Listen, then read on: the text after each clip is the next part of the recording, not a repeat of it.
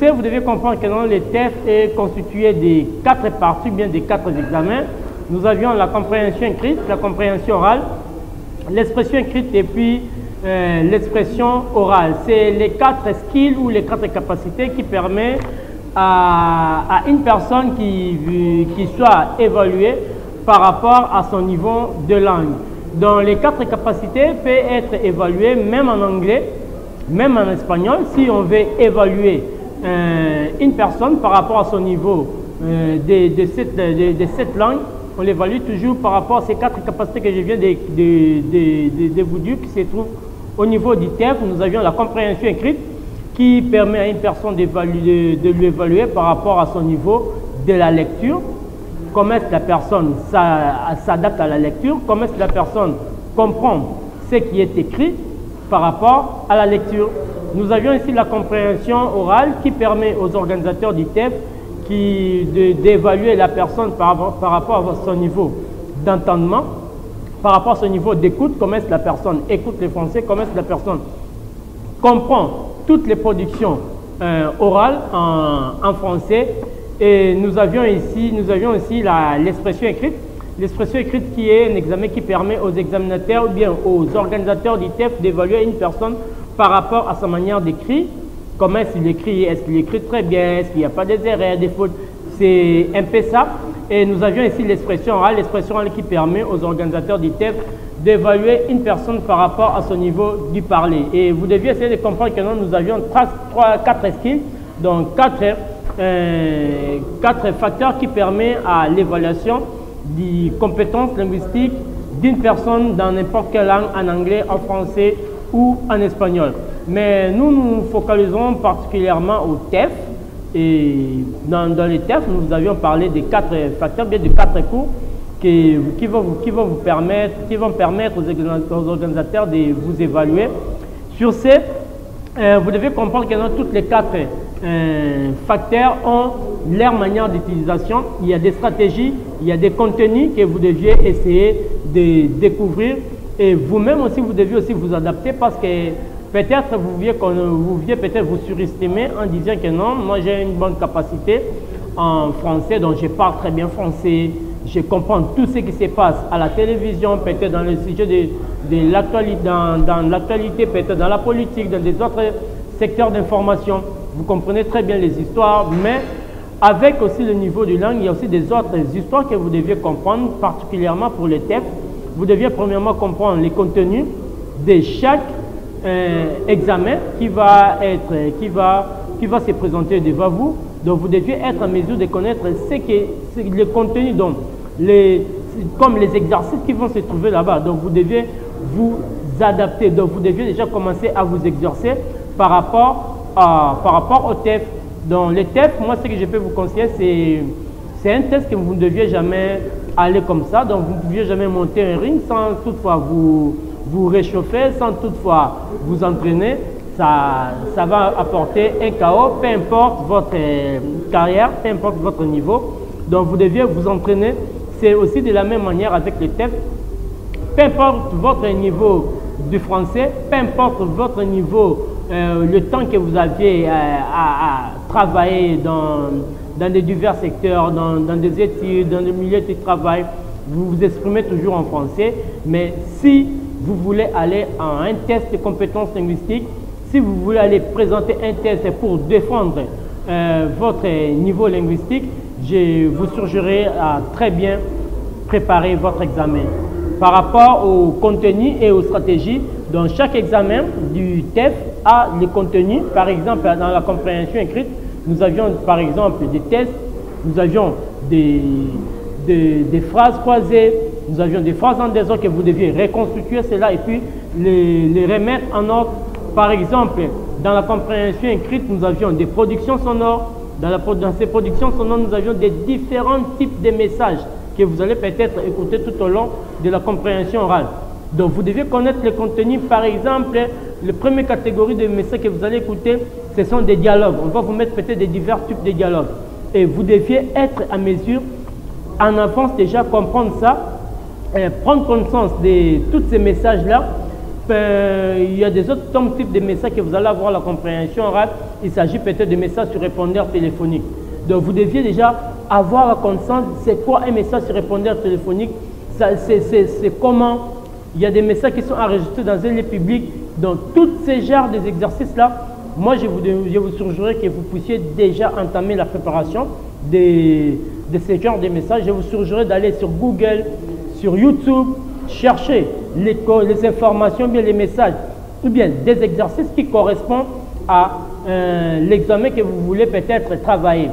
Et en parlant peut-être de l'expression écrite, nous comprenons que dans l'expression écrite, il y a aussi des exercices qui vont aussi se présenter. Et vous deviez être à mesure de comprendre qu'est-ce que vous allez vous retrouver devant des sujets peut-être de l'expression écrite par rapport au TEF. Vous devez comprendre qu'est-ce qui va venir là-bas, quel genre d'exercice, quel genre de test on me demande de rédiger au niveau de l'expression écrite.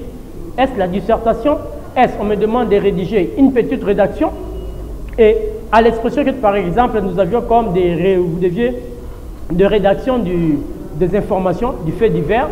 Donc, vous devez premièrement comprendre le fait divers c'est quoi, et puis qu'est-ce qu'on vous demande de faire au niveau de l'expression écrite. Si on vous demande peut-être de faire la continuité de cet article de presse, comment est-ce qu'il faut rédiger un article de presse?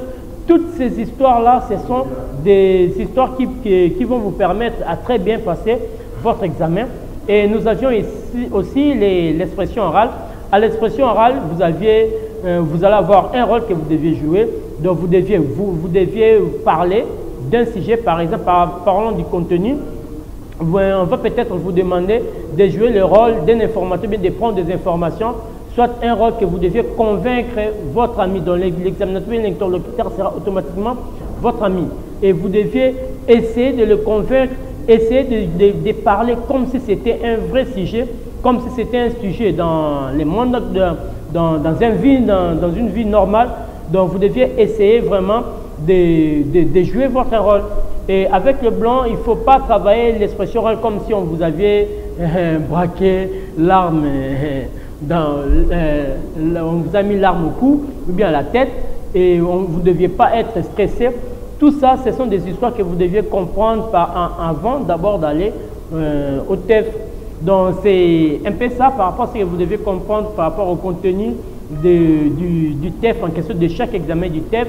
À l'expression orale, vous allez jouer deux rôles. La première rôle sera de vous renseigner, puis le deuxième rôle sera constitué simplement à convaincre la personne qui sera devant vous lors de votre passation d'examen. Hormis les contenus, hormis les genres des exercices que vous allez confronter lors de votre passation d'examen, vous devez aussi comprendre que il y a des stratégies que vous deviez appliquer. Il y a des stratégies qui correspondent à chaque examen, à chaque étape, à chaque consigne, à chaque chapitre de votre examen. Par exemple, à la compréhension écrite, si je peux résumer quelques stratégies que vous auriez peut-être besoin au niveau de la compréhension écrite. Normalement, la compréhension, c'est un examen qui permet aux organisateurs d'évaluer votre niveau de lecture. Donc, c'est un examen qui est constitué rien que des jets de lecture. Donc, si vous êtes déjà à mesure de comprendre très bien l'expression, bien le sujet déjà de la lecture, ça vous permettra aussi de très bien travailler au niveau du TEF. Et moi, j'ai toujours dit la meilleure solution pour réussir à la lecture, il faut avoir déjà l'intention d'aller chercher quelque chose. C'est comme la Bible, c'est comme des livres. Quand nous partons peut-être lire dans des livres, nous partons avec l'intention de chercher quelque chose. Nous allons dans les livres peut-être pour chercher un article qui se trouve peut-être dans la Constitution, peut-être de chercher un article qui se trouve dans les codes familiales par exemple. Et quand nous partons avec cette mentalité-là, ça nous permet d'avoir quelque chose peut-être pour les croyants.